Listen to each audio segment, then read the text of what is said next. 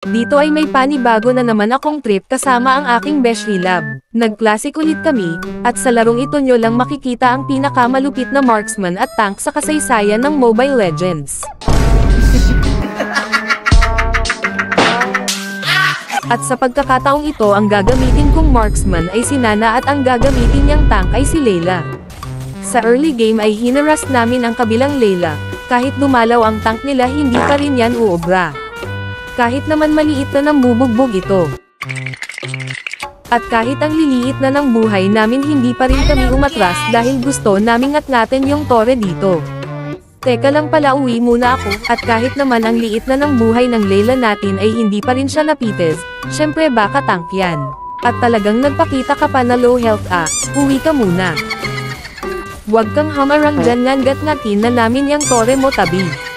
At talagang napakatigas ng ulo mo, sabi kasing ibigay mo na sa amin yung tore mo para hindi ka na namin mahatid pa uwi sa base nyo. Ikaw naman alien, wag kang pupunta-punta sa lane namin, ihatid ka na namin sa base nyo. At nagpakita ka na naman, Layla, takbo ka muna. Ayaw mo kasing ibigay yung tore mo kaya ayan kami nalang kukuha nito, nagpa +1 ka pa.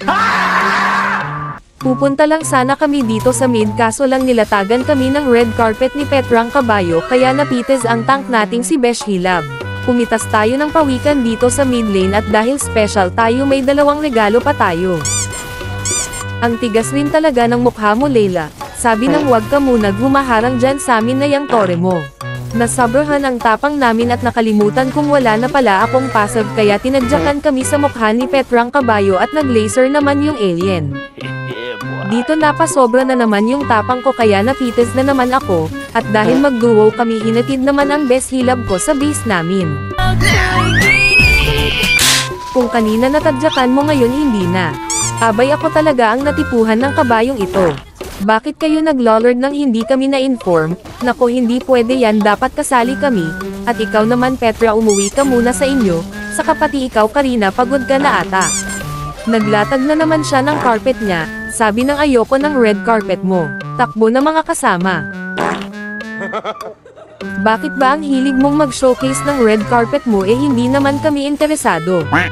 Napites ko nga ang Layla sa kabila pero tatlo naman sa kasapi ko ang nawala. Don't touch my Layla. Di nyo ba alam makunat yan, baka tank yarn? Ibuhos nyo na lahat ng skills nyo para may salbo pa tong base natin. Free hit lang muna tayo dito sa may gilid, baka masipa na naman tayo ng mga kalaban. Ikaw naman Petra, habol ka kasi ng habol kaya ayun napatulog ka ng maaga. Ay may pasorpresa pa yung alien at si Albes pero pasensya na kayo, palaban ang Nana ko kaya matulog muna kayo. Ikaw naman kanina ka pa talaga, ang tapang mo kahit wala ka namang kasama. Uy Albes, tapos na ang gera, bakit sumusugod ka pa? Halika, pag-usapan muna natin ang flight mo patungog base nyo. Ikaw naman kahit naka-tower hug ka na sayo pa rin yayakap ang skill ko, at alien kasama ka na dun. Dito naglapag na naman siya ng carpet niya at muntikan na kaming ma-wash out, pero ayun namili ng mamarkahan si Albes, akala ko isa lang mamarkahan niya, kami palang lahat ang gusto niya. So weird. Sugod kayo ng sugod dito, hindi nyo ba alam na kung palaban kaming 5 mas palaban pa yung minions namin? Walang uuwi, sige attack lang kayo ng attack, magugulat na lang kayo pag uwi nyo wala na kayong base. Nice G. Nice.